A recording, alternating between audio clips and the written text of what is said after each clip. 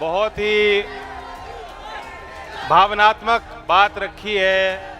मैं सीधा बात पे आ जाता हूं, चूंकि मैं बरेली से चल के आ रहा हूं और बहुत कम समय आपके बीच में दे पा रहा हूं। डॉक्टर राजकुमार है ना, तो डॉक्टर निकल गया। हो सकता है डॉक्टरेट भी कर लो आगे। राजकुमार चार जी ने बहुत भावनात्मक बात कही और देश के प्रधानमंत्री को भी उपाधि दे दी चौधरीयों वाली। मुझे लग रहा था कहीं ये ना कह दे चौधरी नरेंद्र चार। अभी प्यार में वही दिख रहा है ना उनको। और ठीक कहा, चार बाटी जाति तक सीमित नहीं, देश की पहचान की कई परत हैं। सबसे पहले तो हम सब भारतीय हैं और राष्ट्र से अपने बेहद प्यार और लगाव हर एक वर्ग का आदमी करता है। ऐसा कोई व्यक्ति नहीं जो अपने मातृभूमि से प्यार ना करता हो। सब कुछ न्यौछावर करने के लिए, और खास तौर से जिस क्षेत्र में ये बैठक हो रही है, यहां तो आप हमेशा ही तत्पर रहे हो। फिर आ जाती है जाति भी है, जाति भी नहीं मिट पाती। जिस जाति में जन्म किए हैं, बहुत कोशिश की है लोगों ने। चौधरी चरण सिंह जी भी जीवन भर उनके प्रयास रहे। हम लोगों की भी कोशिश ये रहती है, खास तौर से राजनीतिक और सामाजिक जीवन में, कि भेदभाव तो बिल्कुल कतई संभव ना हो पाए और बराबरी का जो हक और अधिकार जो संवैधानिक है वो सबको मिल पाए। धार्मिक आइडेंटिटी भी है और क्षेत्रीय आइडेंटिटी बहुत मजबूत है। पंजाब का व्यक्ति जो तीसरी पीढ़ी वहां बेंगलोर में रह रहा है, उसके परिवार 3 पीढ़ी से बेंगलोर में है और उसके शायद घर में अभी पंजाबी बोली जाएगी। और उससे कोई पूछेगा कहाँ से हो सकता है वो कहे मैं बेंगलोर से हूँ, लेकिन चांस ये भी है वो कहे मैं पंजाबी हूँ।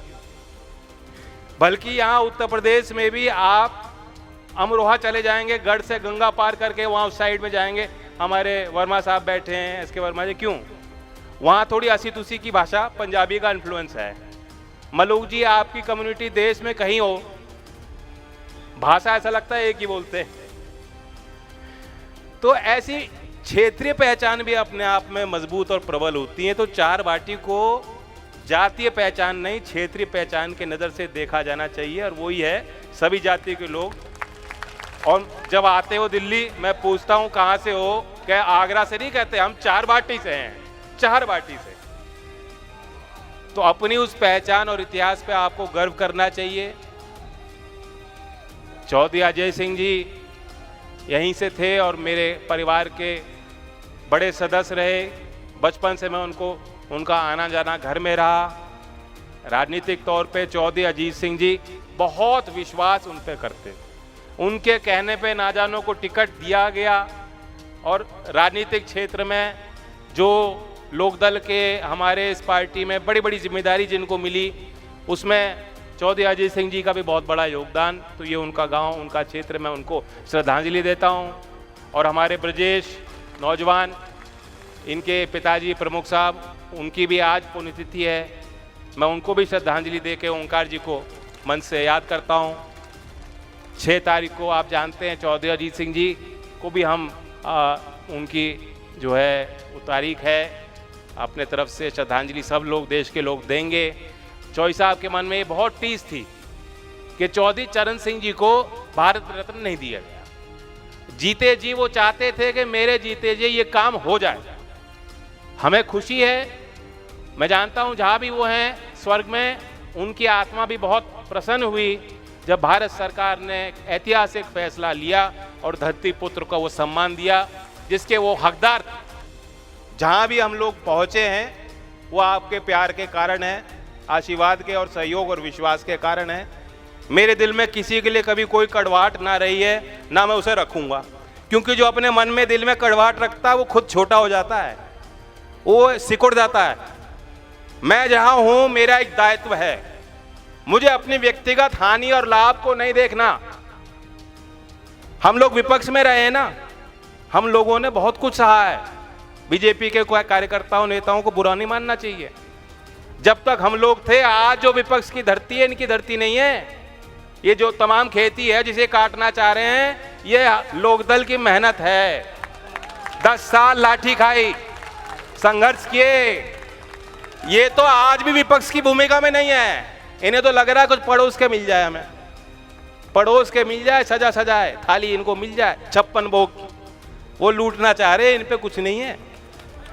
लेकिन लोकदल ने फैसला लिया, मेरी इच्छा के अनुरूप हो ना हो उसका कोई मतलब नहीं, मुझे ये देखना है कि चार बाटी को लाभ कैसे होगा, आगरा को लाभ कैसे होगा, पश्चिमी उत्तर प्रदेश का लाभ मैं कैसे कर सकता हूं, किसानों का लाभ मैं कैसे कर सकता हूं।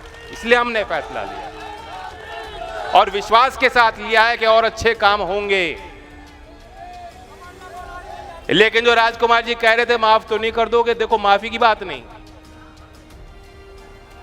और वो तो पहले ही आ लिए थे 10 दिन पहले ही। कहां है राजकुमार जी? आपको नहीं मालूम या नहीं मालूम? वो तो पहले ही आ गए थे 10 दिन पहले ही। अब मैंने मना कहा जो हर बारी करते हो इस बार मत करना, पूछ लेना कोई पूछना चाहे तो। दिल्ली आए थे कोठी पे, मैंने मना कर दिया, इनकार कर दिया, नहीं। जिस तरह से एक साधारण किसान परिवार का व्यक्ति, एक नौजवान जो आर्मी में जाता है और शहादत भी देने को सबसे बड़ी कुर्बानी देने के लिए तैयार हो जाता है, ये असाधारण साहस का काम है। तो ये ना सोचें साधारण व्यक्ति भी असाधारण कार्य कर सकते हैं, ये चौधरी साहब की, चरण सिंह जी की सोच थी। इसलिए जमीन के, गांव के मिट्टी के सुगंध को पसंद करने वाले, खेती को समझने वाले लोग, किसान की भाषा बोलने वाले लोगों को ऐसे मंच सजा सजा कर चौधरी चरण सिंह ने नुमाइंदा बनाया। और आज देश के प्रधानमंत्री भी बारीकियों पे नजर रखते हैं।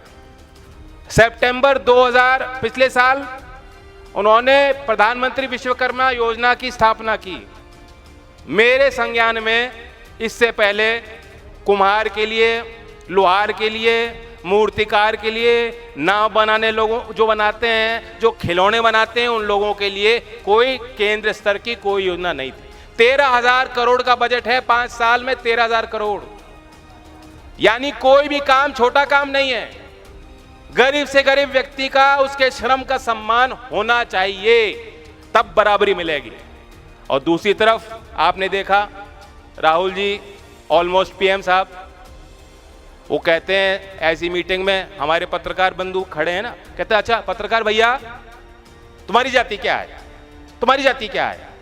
ऐसे कभी कोई पूछता है तुम्हारी जाति क्या है? 5 साल पूछा आपने किसी तुम्हारी जाति क्या है? आज अगर जातिगत सर्वेक्षण भी हो जाएगा, गांव में ऐसे बहुत लोग हैं जिनसे पूछा जाएगा, वो नहीं बताना चाहेंगे कि हमारी जाति क्या है। जाति के उस प्रश्न पे जो लोग उलझाना चाहते हैं, वे देश के मूल संस्कार को नहीं समझ पाए और आज देश को पीछे ले जाना चाहते हैं। वे जो आगे की भविष्य की जो राजनीति है और सामाजिक व्यवस्था, उसको नहीं समझ पा रहे, उससे आपको नहीं जोड़ने देना चाहते। तो ये बहुत बड़ी लड़ाई है। राजकुमार जी साधारण परिवार के व्यक्ति हैं, आपकी बात जानते हैं, असाधारण कार्य कर रहे हैं और आगे और करेंगे। मुझे पूरी उम्मीद है, हर एक मतदाता के अंदर इच्छा होती है, कोई भी वोट खराब नहीं करना चाहता, और हर एक मतदाता चाहता है कि मेरी वोट प्रभावी हो और जीत की तरफ हो और उसकी गिनती हो। बाद में ये ना हो कि मैंने वोट दे दी और उसने माना भी नहीं कि वोट दे दी। यही बात है कि नहीं?